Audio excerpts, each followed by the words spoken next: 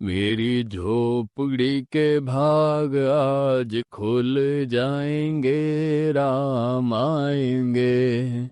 मेरी झोपड़ी के भाग। किसके पुत्र हो और यहाँ क्या कर रहे हो? मेरे माता पिता नहीं हैं।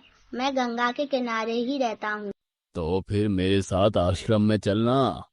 मैं आश्रम में अकेला रहता हूँ।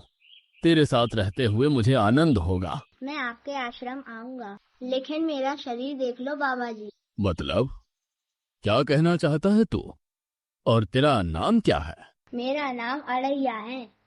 अढ़ैया? ऐसा नाम तो इस प्रदेश में नहीं पाया जाता। मैं इस उम्र में 2.5 किलो की बाटी अकेला खाता हूँ और साग भाजी दाल चावल लड्डू और बहुत सारा दूध भी पीता हूँ। इसी कारण लोग मुझे अड़ैया कहते हैं। अरे कोठार भरे हैं बच्चा। तुझे जितना खाना हो उतना खाना। और ये अढ़ैया नाम भी मुझे पसंद आया। तो चल आश्रम।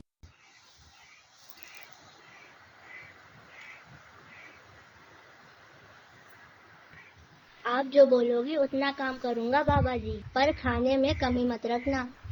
लेकिन 2.5 किलो की बाटी तो चाहिए ही मुझे, और खुराक ही बढ़े तो कह नहीं सकता। अरे भाई तू खाना जितना खाना हो उतना। तो चल, ये हमारा आश्रम है। यहाँ तुझे जितना खाना हो उतना खाना। लेकिन हमारे आश्रम का एक नियम है कि ये उपवास एकादशी क्या के दिन होता है बाबा उपवास जी? होता है। उस दिन आश्रम में चूल्हा नहीं जलेगा। उस दिन भूखा ही रहना होता है। ये महीने में कितनी बार आती है? 2 बार। एक पूर्णिमा की एकादशी और दूसरी अमावस्या की। तो 2 दिन भूखा रहना पड़ेगा। हाँ। नमो नारायण, मैं तो जा रहा हूँ। पर क्यों? नहीं बाबा जी, एकादशी के उपवास करने पड़े, ये मुझसे नहीं हो सकता। पर 15 दिन में एक बार तो फल भर पेट खा लेना। दूध ज्यादा पी लेना। नहीं बाबा जी, बाटी तो चाहिए ही, 2.5 किलो। पर आश्रम का नियम है। वो सब मुझे नहीं पता। या तो नियम बदलो या तो मैं चला। हम्म, ठीक है। तू खाना, लेकिन आश्रम में चूल्हा नहीं जलेगा। ठीक है बाबा जी, मुझे रसोई बनाना आता है। तो फिर आटा सब्जी लेके आश्रम से दूर जंगल में जाके वहां रसोई बनाकर पा लेना।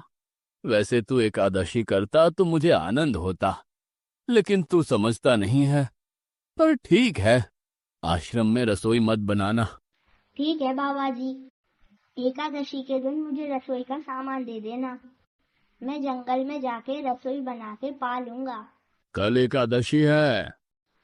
हाँ बाबा जी, आप मुझे रसोई का सामान देना, मैं बाहर जाके पा लूंगा और आप यहाँ एकादशी करना। पर बेटा, अभी भी कह रहा हूँ, आश्रम के नियम का उल्लंघन मत कर। बाबा जी, तो आप फिर मुझे जाने दो।